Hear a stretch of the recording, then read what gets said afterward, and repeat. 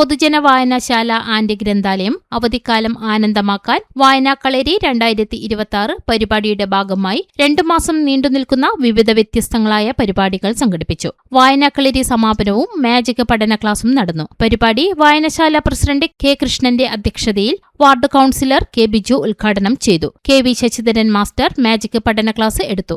വിജേഷ് ചുഴലി, കെ വി രഘുനാഥൻ, കെ എം ഷൈമ എന്നിവർ ആശംസയറിയിച്ച് സംസാരിച്ചു. കെ കെ രാമചന്ദ്രൻ സ്വാഗതവും ഷീന ടി പി നന്ദിയും പറഞ്ഞു. കുട്ടികൾക്ക് സമ്മാനവും നൽകി.